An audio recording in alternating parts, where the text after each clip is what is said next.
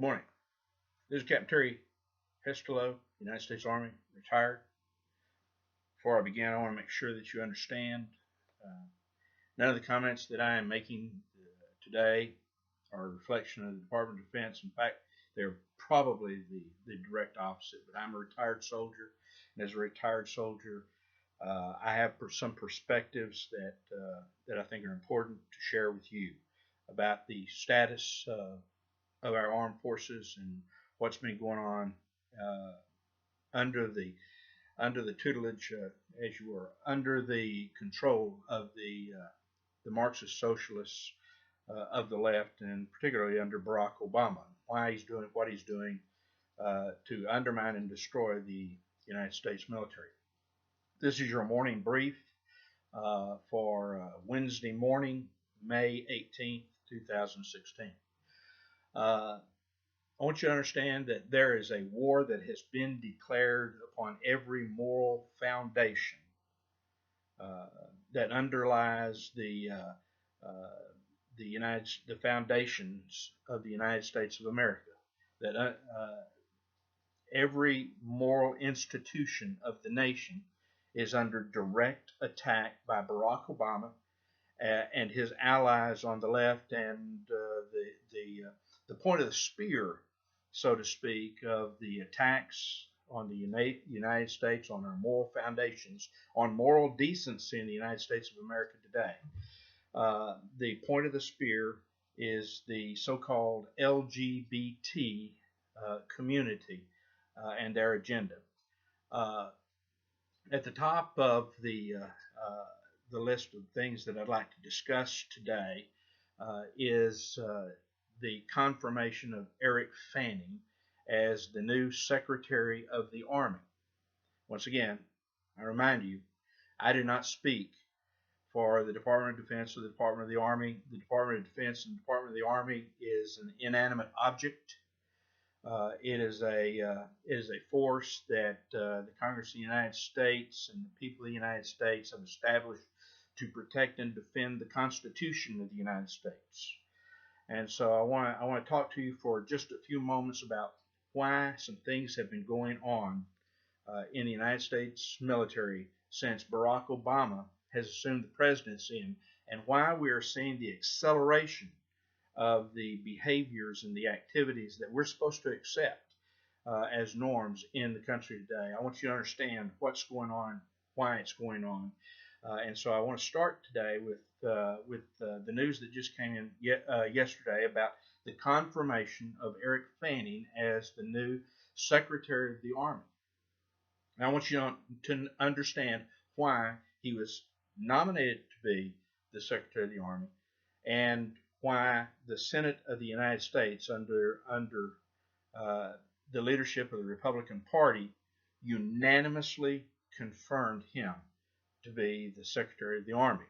Now, as I say unanimously, I want you to know it was a voice vote. And I don't know how your senator voted on it or mine, but as far as the vote on the floor of the Senate, confirmation of Eric Fanning, it was unanimous. So you need to find out whether or not your senator was there when they confirmed, and if they weren't there for that confirmation, why? Why was Eric Fanning nominated to be Secretary of the Army? There is one simple, undeniable reason that he was picked to be the Secretary of the Army. He is a member of the LGBT community. He is a self-confessed, active, participating, practicing member of the community that engages in homosexual behaviors. There is no other reason why he would have been selected, nominated to be Secretary of the Army, not because of his stellar background, not because of his great experience. It is because of what he does in bed with other men. That's the only reason Eric Fanning was confirmed to be the Secretary of the Army. Now let that sink in. The United States military is established for our national security, our defense. This administration, this president, and the Republicans who failed to resist him. That's part of the reason why Donald Trump is so popular today, is because the Republicans have been so cowardly, so feckless in their leadership in the Senate that they would unanimously uh, confirm someone to be the Secretary of the Army simply because he practices homosexual behaviors. Now, what's been going on within the United States since Barack Obama has assumed command of the armed forces? You need to understand that the left, the liberals, the Marxist socialists, and that's what the Democrats are. Whether you call it's Bernie Sanders, a Democrat socialist, which is the same as what the Nazis were, Democrat socialists, or whether they're international communists like Hillary Clinton. And go back and study her history, because that's who she and Bill Clinton adhered to when they were young. In fact, Bill Clinton was a member of the Students for a Democratic Society, which was a communist organization. When I was in Vietnam, Bill Clinton went to Moscow and had meetings with known Communist Party and KGB officials. And the United States gave him to be my commander-in-chief, a man that has sought to bring about my defeat in the field. Nevertheless, let's move forward. What's been going on in the United States under the command of Barack Obama? He has undermined every bit of our war activity to defeat the Muslim terrorists. He won't even refer to terrorism as being associated with Islam or the Muslims, and yet, it is clear from all of the evidence for the last 2 decades that terrorism is a product of Islam. But he has undermined, and all of the bloodshed by our armed forces members, your sons, your daughters, your husbands, your wives, your uncles, your aunts, your grandfathers, those people who have gone to fight our wars, the Democrat Party has always undermined that fight, and they undermine it today. But having Barack Obama, an absolute America-hating Marxist socialist, under his leadership, they assumed command, and so they could restructure the armed forces in a way that they preferred. So we no longer have a war-fighting mission. Understand that we may have people in war, but our mission is no longer to fight wars and to defend the Constitution. It is exactly the opposite. It is to undermine the Constitution and render the United States military operationally incapable of conducting our war mission.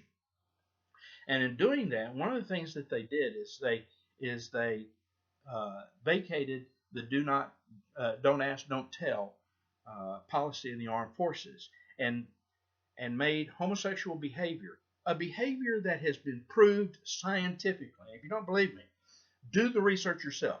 Look at the research that was done by people trying to prove a biological connection to homosexual behavior, and to do that, they went logically to identical twins who share the same exact identical DNA. And if you do research and homosexual behavior is associated with your biology, then one identical twin, if they are predisposed to homosexual behavior, the other one will as well.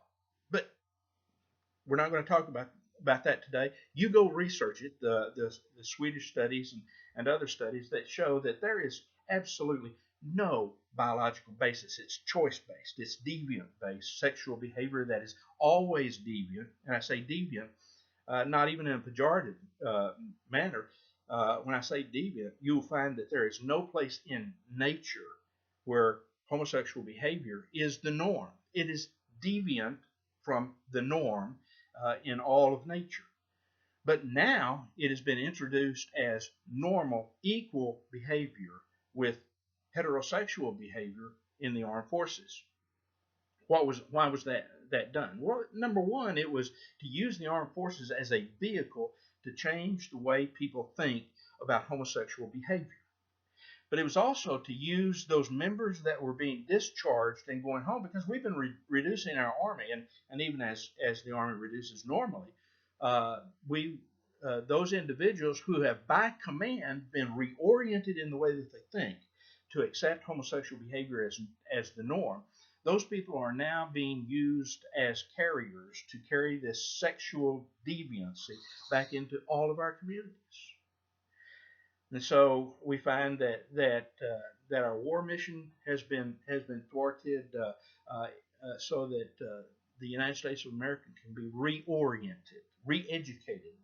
When I was growing up, we always knew that the communists used re-education camps. Well, in this day, they are using our public schools and our colleges as re-education camps. They are re-educating and reorienting people. By the way, nobody gets classes on the Constitution of the United States anymore. There's a reason for that. But we'll have to wait to talk more on constitutional issues later. I want you to understand this nomination, this confirmation of Eric Fanning to be our Secretary of the Army was based solely upon his sexual behavior. And if you're okay with that, then you can kiss the United States of America goodbye for good. I'm disturbed because Phyllis Schlafly, who has historically been a tremendous leader in the pro-life community, has said on this transgender issue, nobody knows what to do about it.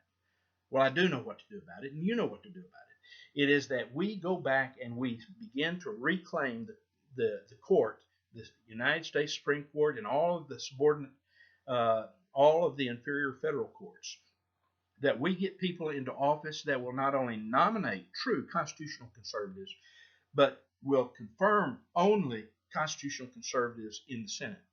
Well, so what that means is we need to reclaim our United States Congress, and we need to reclaim the Supreme Court of the United States, so that the Supreme Court justices no longer pull down the Constitution and stand on it, but they look to the Constitution to know what is law and what is not. I'm going to end this particular briefing at this point. We'll talk about other constitutional issues in the future, but I want to make sure that you are beginning to get the truth, because a part of this war that is being waged on all of the moral institutions and every bit of moral decency in the United States of America, it begins with the lies out of the left, and our need to go back and reteach the truth. And I hope that you will join me to reteach the truth and reclaim the United States of America.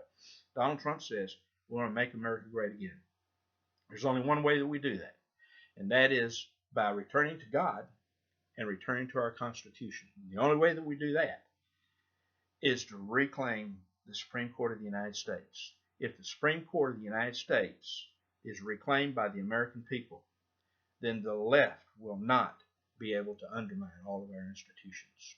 So I leave you with that for today, and I bid you Godspeed, and may America be great again under God. That's the end of this briefing. This is Terry Hesterlow, Captain, United States Army, retired, signing off.